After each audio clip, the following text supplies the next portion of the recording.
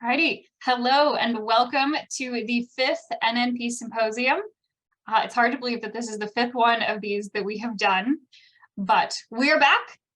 And for this presentation, we will be doing a feature video, which is a series we started in fall of 2021. And they are all a 25 to 30-minute video highlighting an important collection of coins. So we started in 2021 with the US collection at the Smithsonian. This spring we did one on the Hansen Collection, and today we'll be learning about the US coins in the ANS collection.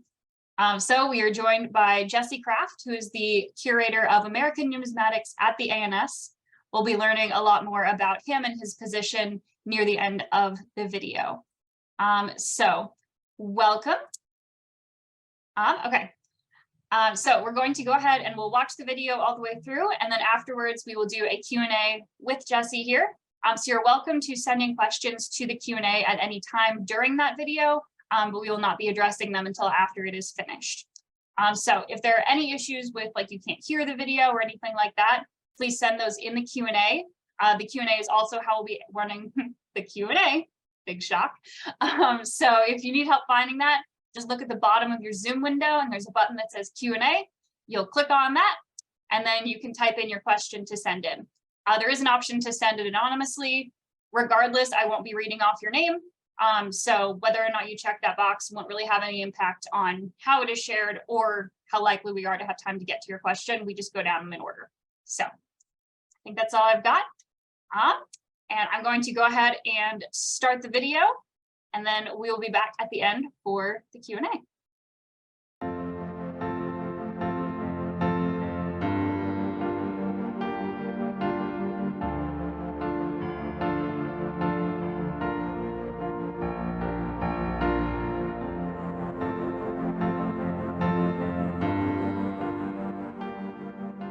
In 1858, the American Numismatic Society was founded in New York City.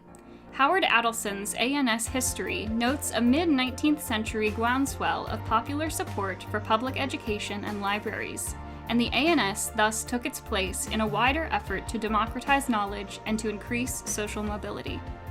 The Society began publishing the American Journal of Numismatics in 1866. This periodical focused on numismatic activities within the United States, including society news from other cities, scholarly papers, coverage of American numismatic sales, and member comments. This publication, later issued by the Boston Numismatic Society, served as the public face of the ANS until the construction of their first building in 1907. Largely funded through the generosity of Archer M. Huntington, the new footprint of the ANS enabled the growth of its collection, library, and exhibit space, all of which created a platform for numismatic scholarship and enjoyment. The ANS remained at this location until 2004. Following a short move to William Street in the Wall Street area, the ANS moved to its current location several years later. The 2008 move to Hudson Square drew the attention of the New York Times, which reported the detailed orchestration of 5 moving vans, 425 crates, 12,000 trays, and 800,000 objects, all of which were quietly transported through Lower Manhattan on a June Saturday. The ever-present Holland Tunnel backup, easily visible from the current ANS offices, was the last obstacle in relocating the ANS cabinet to its new location in Lower Manhattan. Throughout its history, the ANS has supported the appreciation and scholarship of both classic and modern numismatics with an array of publications and programming. Regardless of the means of engagement, the ANS has established a reputation for academic excellence across the entire spectrum of numismatics. In this video, we will focus on the United States coins in the ANS cabinet and present an overview of this important segment of the ANS collection. The most significant event in the early formation of the U.S. collection was likely the construction of the ANS building in 1907. Although we can't say for sure, the presence of the building must have been influential in attracting an important donation from J.P. Morgan the following year. Morgan, who made his fortune in railroads and steel, was an avid collector of books, coins, and other objects. The Morgan Library in New York City remains open to visitors today, and many of Morgan's coins are equally accessible at the American Numismatic Society. The highlight of the Morgan donation is an extensive run of 19th century proof gold coinage, which was acquired by Morgan from the estate of J. Colvin Randall.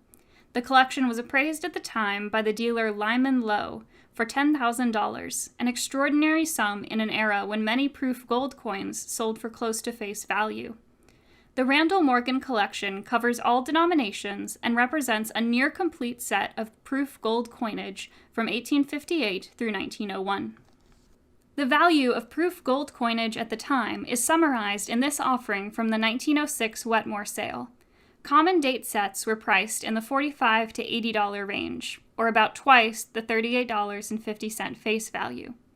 Rare sets from the mid-1870s were more highly valued, with the 1875 set selling for $430 in this particular sale. Highlights among the $1 series are the aforementioned 1875 example, produced to the extent of 20 pieces, although John Dannreuther believes additional examples may have been struck and not reported in mint records. Dannreuther further notes that circulation pieces in early die states are highly proof-like and have sometimes been sold as proofs.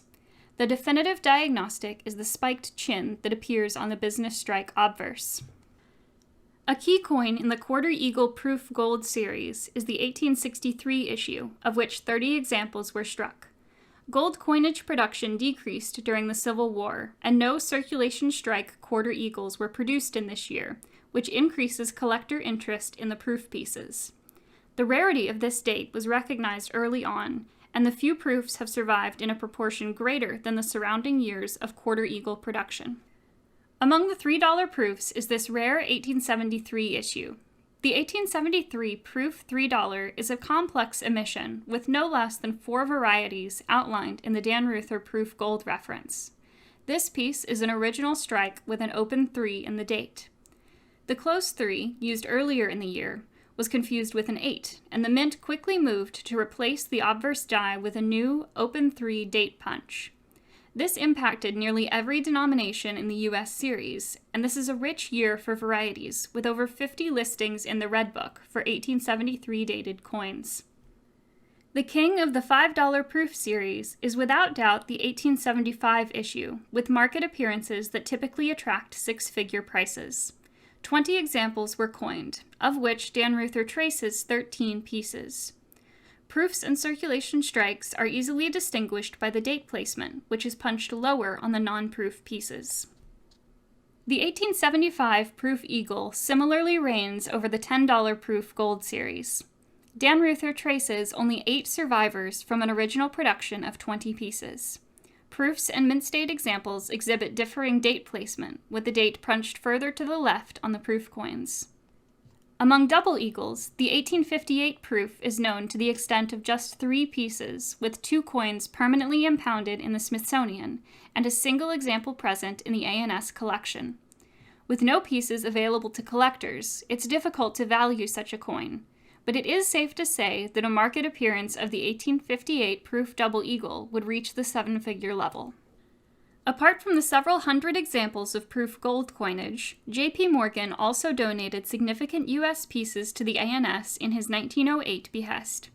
Included was this 1842 small date proof quarter, one of 7 known examples.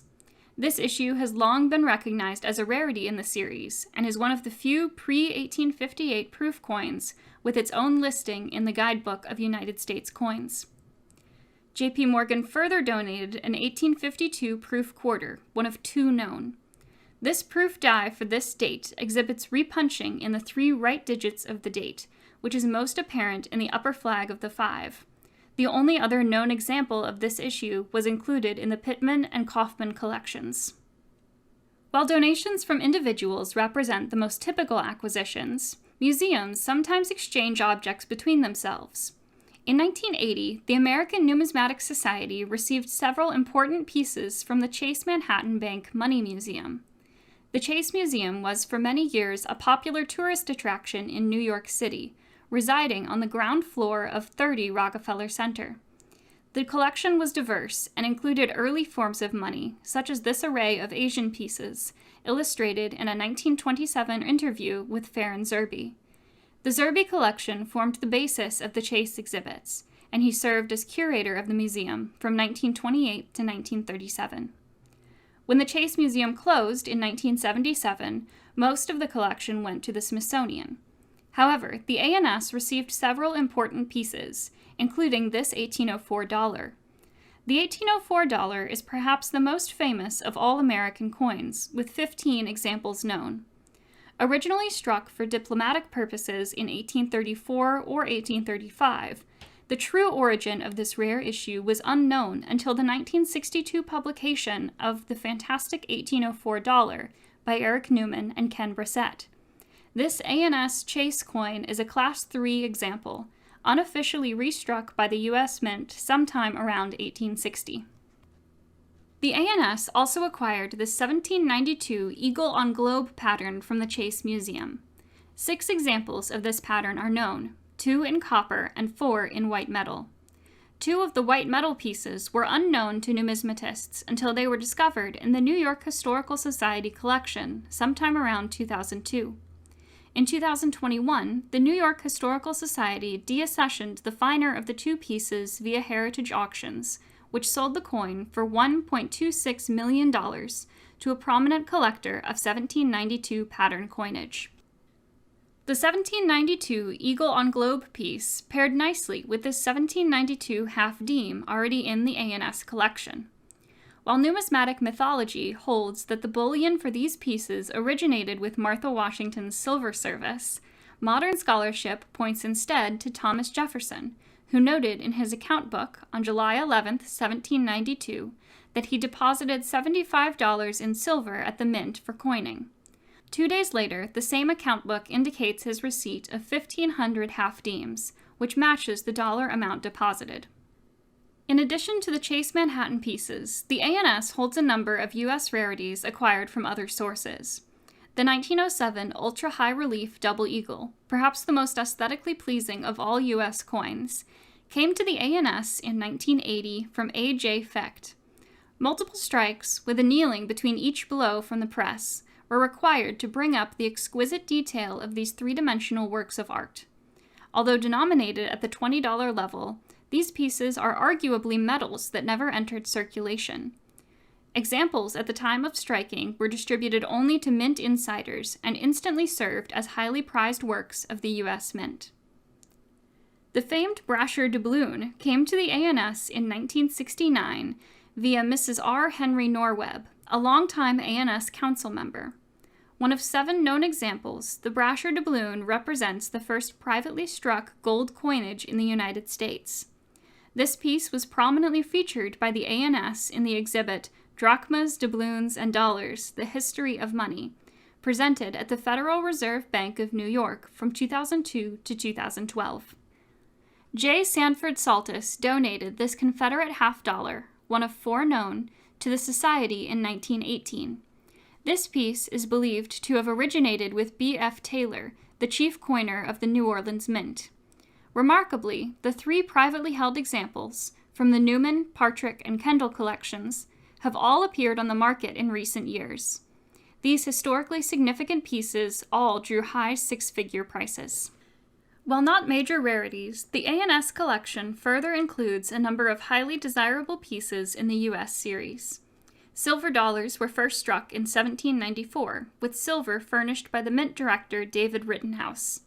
This example, number 18 in the Martin Logie census of $1794, was donated to the ANS by the Norweb family in 1965. The coin exhibits pleasing color, with adjustment marks evident at the reverse rim. As is typical of $1794, the obverse stars are softly impressed. This uncirculated 1873 cc dime comes with a rich pedigree, beginning with the well-known collector of 1873 dated coinage, Harry X. Boozle. Cam Awash, a founder of the Liberty-Seated Collectors Club, also owned the coin, as did Alan Lovejoy, who formed an important collection of U.S. dimes. Lovejoy donated the piece to the ANS in 1991. This 1796 no stars quarter eagle was struck to the extent of less than 1,000 pieces, and examples in all grades are eagerly sought by collectors. This represented the first year of United States quarter eagle production. J.P. Morgan donated this piece to the ANS in 1908. This 1907 rounded rim gold eagle is listed in the Judd reference as a pattern, but opinions differ on the pattern status of the coin. In any case, few are known today, with the mintage given as 50 pieces in the Guidebook of United States coins. No discussion of the U.S. coins at ANS would be complete without mentioning the George Clapp large cents that came to the Society in 1946. Clapp was a principal in the firm that eventually became the Aluminum Company of America, known today as Alcoa. He began collecting as a boy and was especially attached to U.S. large cents. Minted from 1793 to 1857, these heavy coppers bear a psychic magnetism that has attracted collectors from the earliest days of American numismatics. The so-called Levick plate, the first photographic die study ever published in numismatics, captured the various die varieties of the 1793 large cents and presented a challenge to collectors. Can you collect them all? Many numismatists tried, and the best comparison might be the modern-day pursuit of assembling Morgan dollar sets. George Clapp was one of those who accepted the challenge, and by the 1940s he had amassed thousands of large cents, many of which represented condition census examples. In 1946, Clapp presented over 1,500 large cents to the ANS, which included his frontline set of the old coppers. A second set went to the Carnegie Library in Pittsburgh. Many years later, the ANS made the unfortunate discovery that approximately 100 of the Clapp cents had been switched out for lower-grade examples by William Sheldon, the author of the foundational work on large cents, Penny Whimsy. Sheldon doctored pedigrees to conceal the true origin of his large cents, and only the meticulous sleuthing of Del Bland, John Kleberg, and other investigators completely unsorted the situation. Recovery efforts began in the 1990s, and over time, many of the pieces were reclaimed for the ANS cabinet. The ANS continues to seek out the switched-out Clapp cents as they appear in the marketplace. Gems from the Clapp collection include this Sheldon 48 variety, the so-called starred reverse. The addition of stars within the reverse dentals has never been satisfactorily explained and was famously described by Sheldon as the whim of an idle hour at the mint. This example is ranked third in the Noyes condition census. The overall quality of the Clapp donation is perhaps best exemplified by this 1794 Sheldon 72 large cent, which is ranked first in the Noyes condition census. The piece retains traces of original red color, which is most notable within the protected areas of the coin. The cataloger Henry Chapman described this piece in the 1916 Bement sale as probably the finest known, and this opinion stands the test of time. The ANS large cents also include the celebrated strawberry leaf variety, one of 4 known, although this example did not come from the Clapp collection. As with the starred reverse cent, the addition of the strawberry sprig beneath the portrait has never been completely explained. Nevertheless, this is a guidebook-listed variety and always demands attention when examples appear in the market. Although not well publicized, the ANS holds the definitive collection of Gobrecht dollars, which were donated by Dr. Julius Korine in 2009. Produced as silver dollar patterns in the 1800s, these pieces have been avidly pursued since the time of issue. The Korine collection included approximately 100 examples, and, while the ANS has deaccessioned die duplicates, the remaining set forms a singular record of these enigmatic coins. An old saw holds that Christian Gobrecht punched his name below the base of this 1836 Gobrecht dollar and was later forced to rework his name onto the base itself. John Dannreuther discovered a die sequence that demonstrated just the opposite. The name on base coins came first, and the name below base coins were most likely struck some years after Gobrecht's death in 1844. The Gobrecht dollars remain popular among collectors, as exemplified by this nicely toned 1836 example. Dr. Eric Krauss has extensively studied the ANS Gobrecht dollars and presented preliminary findings in a November 2020 ANS Money Talks presentation. The precise emission sequence of this complex series is not completely settled, and there are no doubt additional discoveries waiting to be made. The ANS holds a significant collection of U.S. patterns, with over 200 examples in the collection. This Judd 1906 $20 pattern is a mate to the privately held example in gold, which many experts consider the most valuable coin in the entire U.S. series. The high-relief St. Gaudens design is boldly rendered and represents a high point of artistry within American coinage. This curious 1-cent piece, dated 11 years after the production of the last large cents, was no doubt struck within the mint as a delicacy for collectors. Today, it's included in the U.S. pattern series. This example was donated by George Clapp to the ANS in 1946, along with his stellar collection of regular issue large cents. This attractively toned piece, a $1 pattern in silver, features James Longacre's Indian Princess design. Similar patterns were produced in 1871 for all of the silver denominations, but the 1871 Indian Princess dollar pattern comes with the highest number of varieties, numbering nearly 40 in the Judd reference. The so-called schoolgirl pattern, this George Morgan design is among the most popular in the U.S. pattern series. Although Morgan dollar production began in 1878, the mint continued to experiment with alternate designs. Examples of this piece are known in silver, copper, and lead. The $4 gold piece was envisioned as the American equivalent of European gold pieces that enjoyed international circulation. However, the $4 pattern did not precisely match the value of the corresponding European coins, and the idea failed to gain traction. These pieces enjoy heavy collector demand today and typically trade in the six-figure range. The ANS has played a leading role in the study of American colonial numismatics through the publication of related monographs, the Colonial Newsletter, and the Journal of Early American Numismatics. Within the area of Massachusetts silver coinage, the ANS published Sidney Noe's foundational works on the subject between 1943 and 1952, in addition to an important companion monograph by Eric P. Newman in 1959. Noe's work was facilitated by a 1946 donation of over 50 examples of Massachusetts silver coinage from the collector William B. Osgood Field. A highlight of the Field donation is this New England sixpence, one of 7 known, 3 of which are locked in institutional collections. Massachusetts silver represents the first coinage of the English Americas, and the New England pieces were the first struck, beginning in 1652. The production is crude and clearly reflects the available technology at the time. While a rocker press was used to coin later pieces, the New England series was hammered by hand, using letter punches.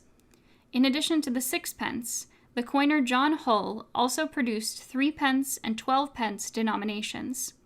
A single 3-pence coin is known today, while perhaps 50 examples of the 12-pence, or 1 shilling, pieces have survived. The ANS collection of Massachusetts silver also includes this willow tree shilling, which represents the Noe 2A die pair. This variety was discovered after the publication of Noe's monograph on the subject and is one of only 2 known examples. The coin was purchased out of the 1952 ANA sale, misattributed as a Noe 2B, and was later acquired by the ANS from the lucky purchaser, Oliver E. Futter. The pine tree shilling is one of the most iconic designs in American coinage. The dies bear basic designs that suggest a folk art origin, produced by coiners working under challenging conditions. Examples today fall into the sweet spot for collectors. While not inexpensive, there are a wide range of available pieces, and its status as one of the earliest coins produced in the American colonies carries a full measure of historicity.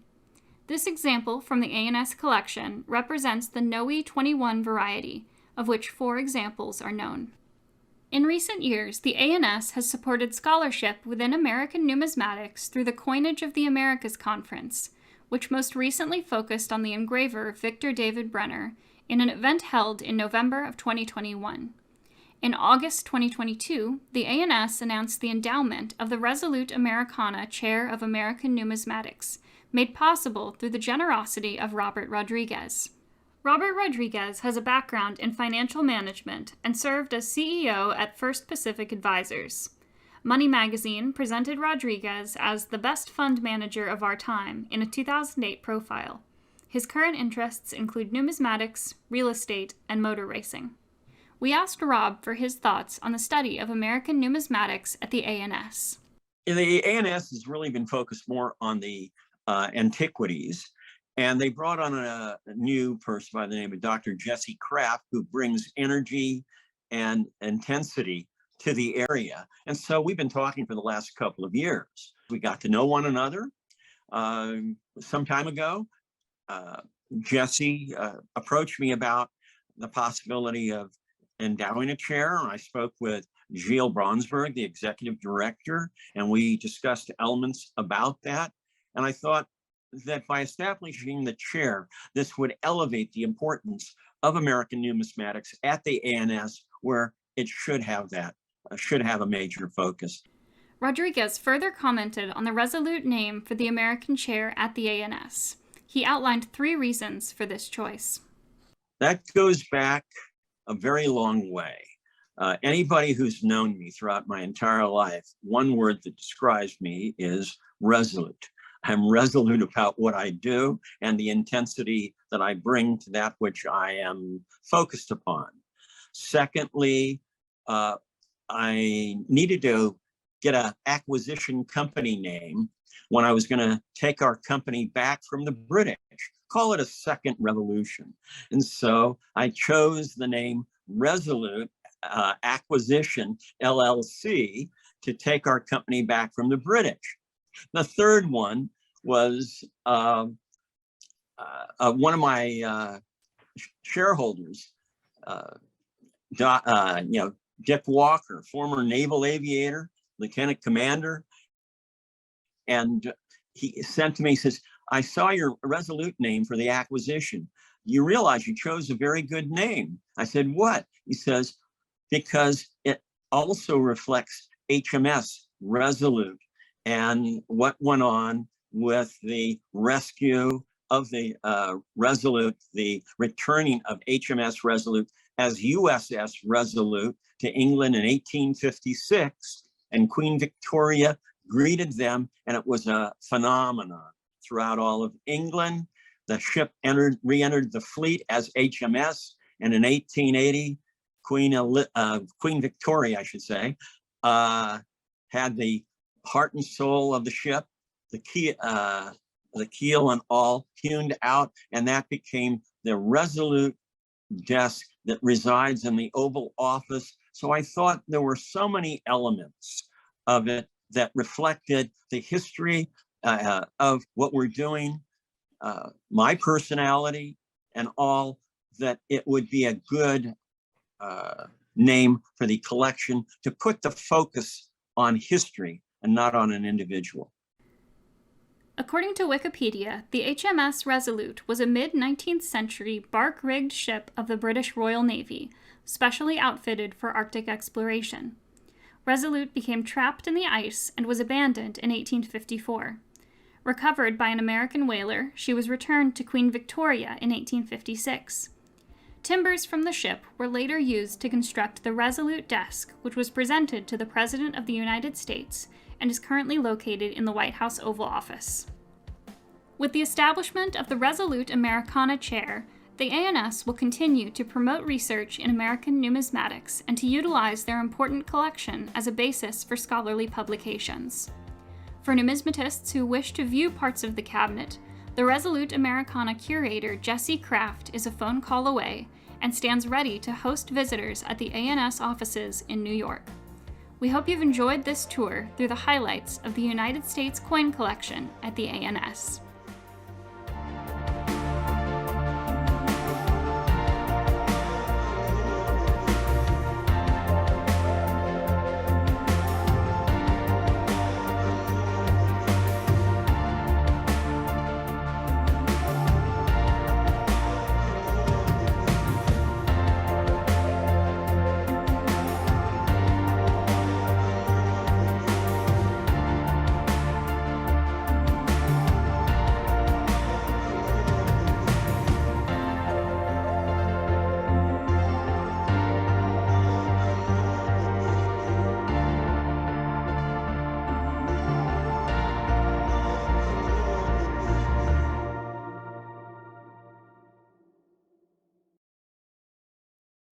All righty, that wraps up our video.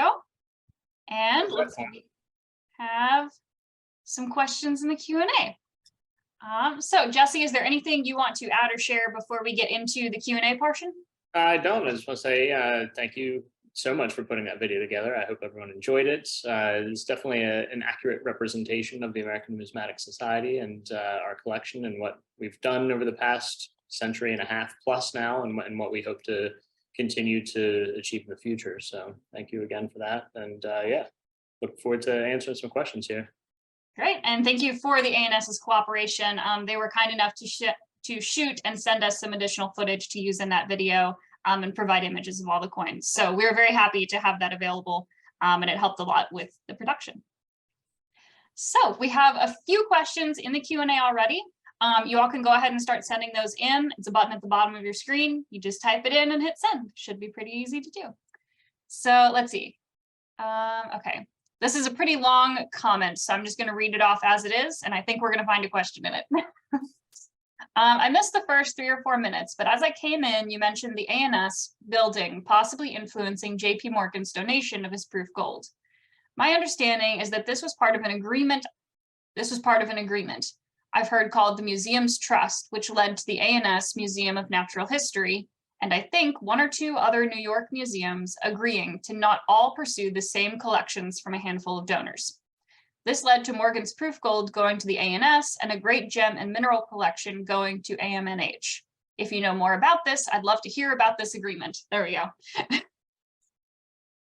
Yeah, that I haven't explored this kind of situation thoroughly, but I do know what you're talking about, and I do believe that it was Archer Huntington who provided most of the funding for the construction of the building, who was also instrumental in this kind of behind the scenes, not necessarily breaking up of museums, but better organizing of museums to kind of let collections be housed in places where people would better expect them. Like, instead of coin collections being in some random museum in New York, bring them down or, uptown at that point and let them be in a single institute where people would expect them to be. So I do know of that happening in the aughts of the 20th century, but specifically pertaining to the Morgan collection. I don't know the details behind that, but I'm, based on the scale of the collection and Morgan's prestige and his relationship with these other highly influential people, I'm sure that there is probably something to that. So yeah, that sounds about right. Yeah. Alrighty. Is there any chance of the ANS collection being graded in the future? That's no, a hard no. The ANS collection is intended to be, and always has been intended to be, a true study collection. So people can come here and study the coins, and there are certain aspects of a coin that get lost when a coin is encapsulated and graded, mostly having to do with proper weighing, accurate weighing and measurements of the coins. Those are essentially lost at that point, unless you crack them out. Sometimes we do receive donations that are encapsulated, and depending on the coin, we actually will crack them out of the case. So no, we're not going to grade anytime soon. We do. There are certain specimens or even sections of the collection, most notably like the JP Morgan proofs, that we would rather better properly house in easily open, sort of holders, not necessarily, semi-permanent encapsulation like PCGS or NGC holders, but something just so that they are better kept and preserved for future generations, but not necessarily with such a permanent basis behind it. Mm-hmm. Makes sense. Yes. Are there any plans for a future Coinage of the Americas conference event?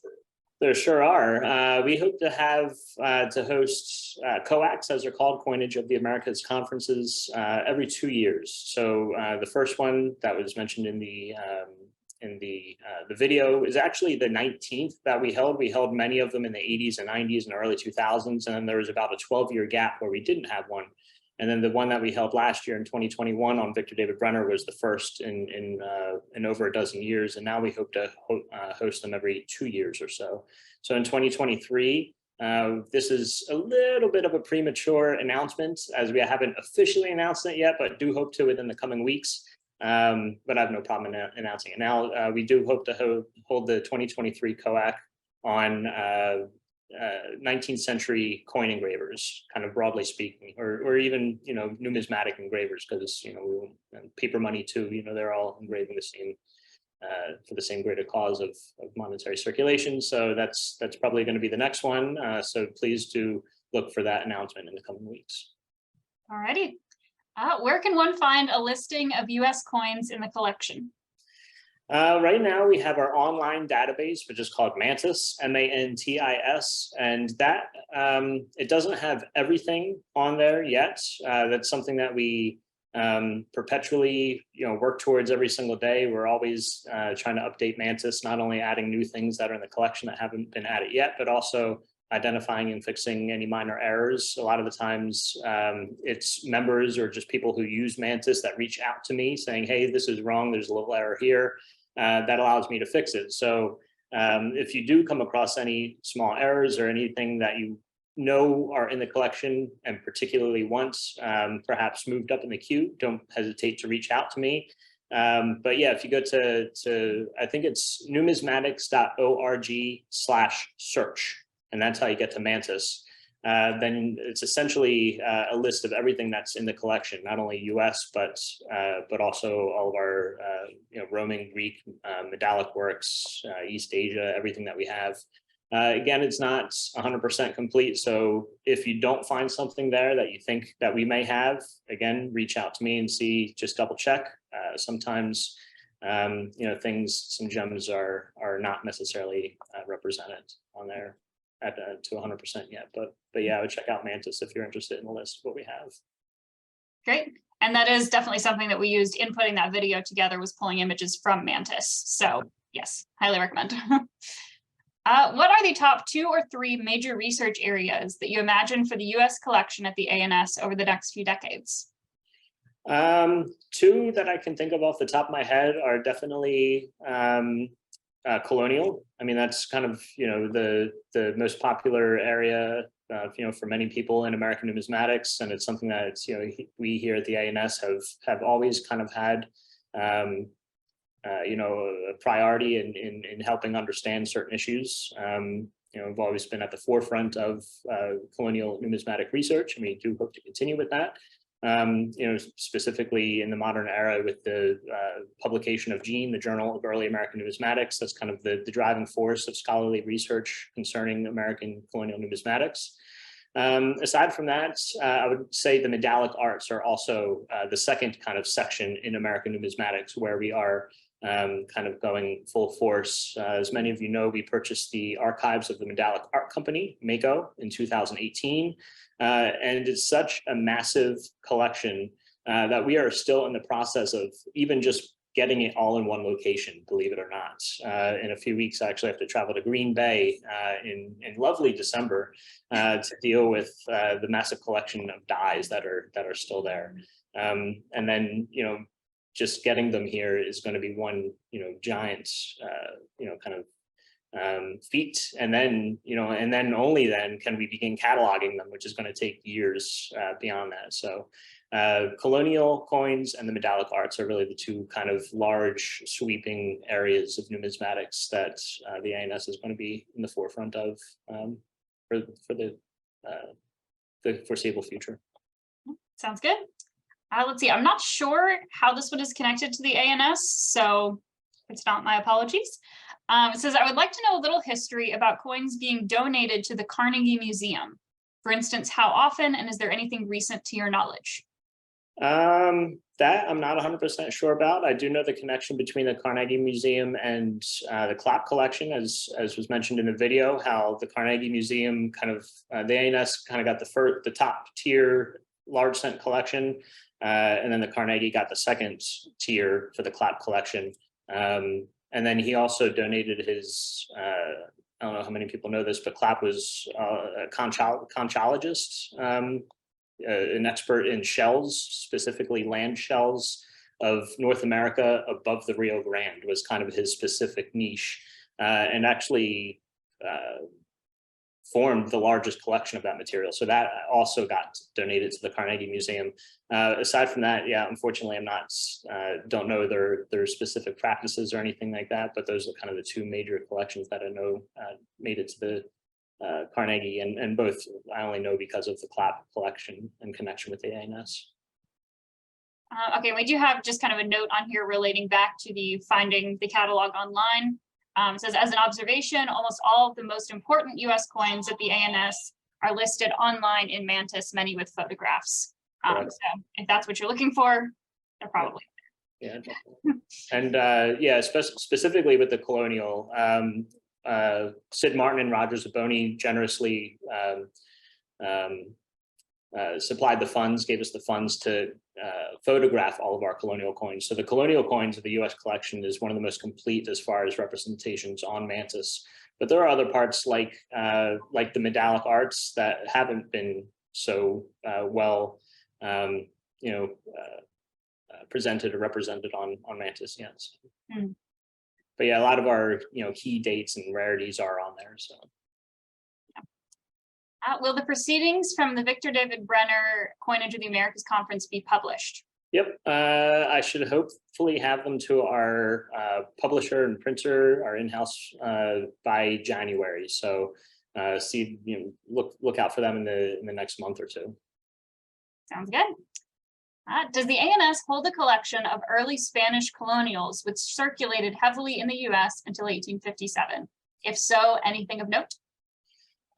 We do have a collection of Spanish colonial coins. It's a large collection, and they did circulate in the Americas. Now, a lot of the coins that we have of our Spanish American colonials, whether that specific coin circulated in what is now the United States or the United States is difficult to tell, but we do have a fairly large collection of countermarked Spanish American coins from, say, New York or Boston or Philadelphia that we can absolutely say was in this specific place, such as New York. So we do have a fairly large collection of those. But as far as just standard non-counterstamped Spanish American colonial coins, yes, we also have a large collection of those. But whether or not those, again, those specific coins were the actual physical coins that were circulating in the United States, that information is lost to us at this point for a lot of them. But yes, we do have them here as well. Good deal. Is colonial currency well represented in the ANS collection? Yes, we have lots of colonial paper currency, mostly from the 1760s up through the early federal period. A lot of the earlier paper issues are not necessarily as well represented here, but a lot of those are there's zero known examples of a lot of those, early things that were printed in, 1709, 1711. So it's not necessarily that surprising that we don't have a lot of the earliest pieces.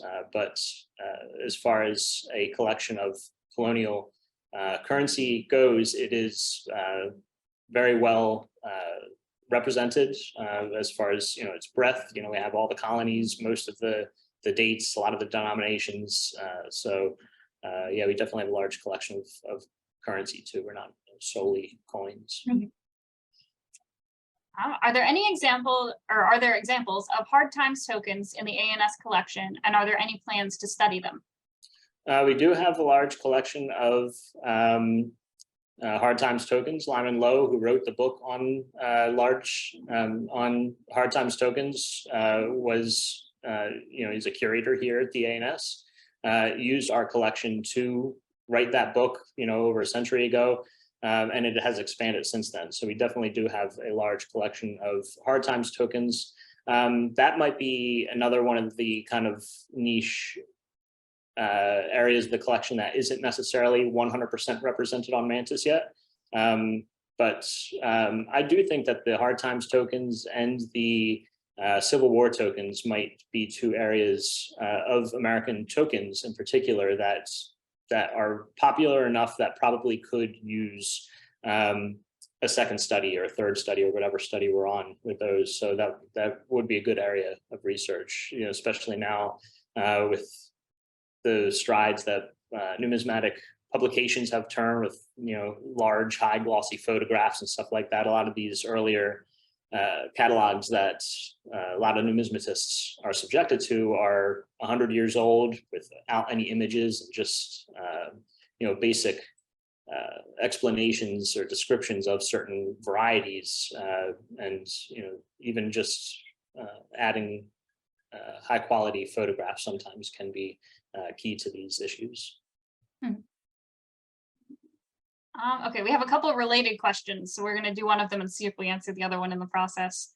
If I'm interested in doing research with the U.S. collection at the ANS or to use the ANS library and archives, can I schedule a time to visit or get involved with the society? Absolutely. We are a membership-driven society, so a lot of the people who we interact with on a daily basis are our members. We have about 2,000 members at this point, and it is easiest for you as a collector or researcher to be a member and then request research time. Our time here at the ANS, a lot of us are doing a lot of different things. So if you're not a member, we have to charge you. Unfortunately, it's the facts of life. But if you are a member, you do have the opportunity to come to the ANS and view the collection or the library essentially for free. It's included in your membership.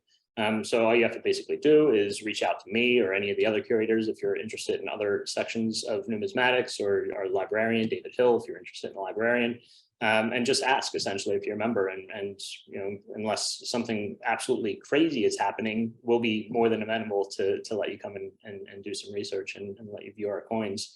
That's really the whole reason for us to exist, the ANS here, is to have a functioning an accessible research collection and library for our members and all interested numismatists to come and to perform research at whenever they feel the need to. Great. What all does membership involve or entail? So membership, again, involves access to the collection and our library. It also gives you the opportunity to participate in all of our online presentations. We have every Friday we host long tables at 1 p.m., which are hour-long conversations / presentations on a wide variety of numismatic topics, not just US, but really the whole gambit of numismatics. We host money talks, which are now hybrid events. So if you're in or near the city, you can come in and actually view one, or if you're not, you can view one of those also online. So a lot of our online programming becomes, and in-person programming becomes accessible for members, where if it's not necessarily always accessible for non-members.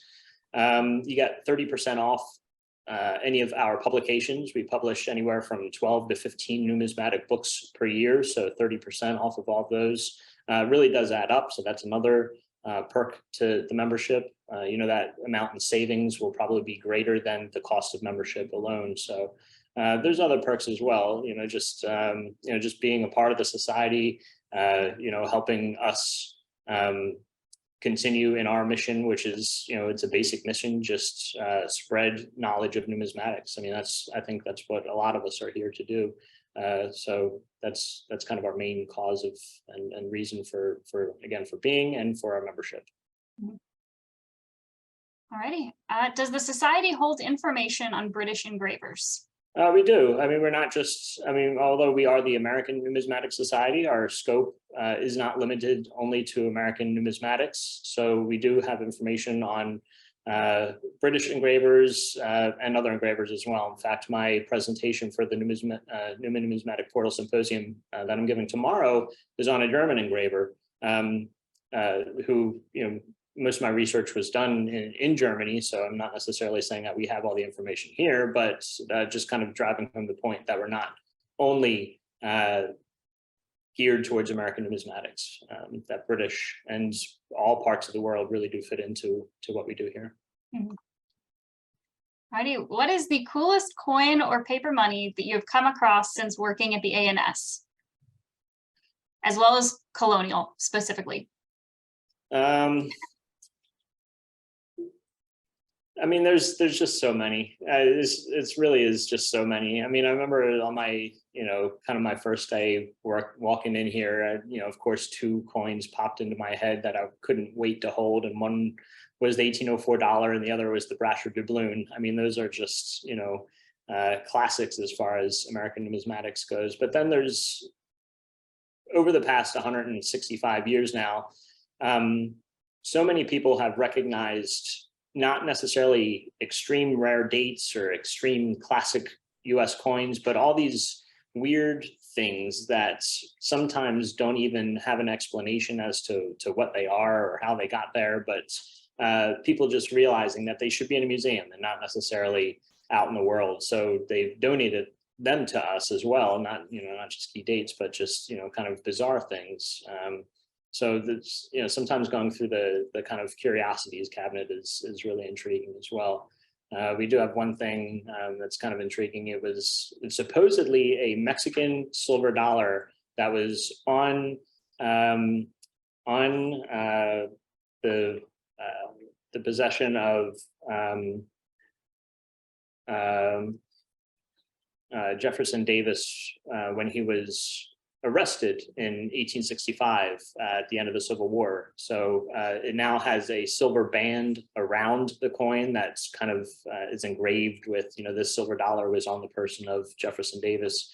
So it's kind of weird things like that. I mean, the coin itself is just a regular old Mexican coin from the 1840s, but you have this extra history, that's connected to a very, probably definitely the most unfortunate aspect of United States history, but it's all just kind of encapsulated in this one little coin that just sits in our vault. So very cool. All right, this is the last question we have in here currently. So if you have others, please go ahead and send them in now. Otherwise, we will start wrapping up after this one. So last one, possibly. Do you have any counterfeit examples in the collection to study? Yeah, absolutely. We have a very large collection of counterfeit coins. Sometimes, especially with the rarer issues, we have more of the counterfeits than we do of the genuine pieces. Especially when it comes to the Massachusetts silver. I think we have 8 or 9 genuine New England shillings, but we have something like 20 counterfeits. So they're extremely rare coins. We have the largest collection of genuine pieces and probably one of the largest collections of counterfeits as well. And that's not just with the Massachusetts. I mean, it just goes through the whole U.S. Departments. From the colonials all the way up through gold and silver and Morgans. I mean, all those. We have an extensive collection of contemporary counterfeits too. Not necessarily modern stuff that's intended to fool coin collectors, but also contemporary things that were intended to fool the person behind the register at the corner store. So a nice mix of types of counterfeits as well.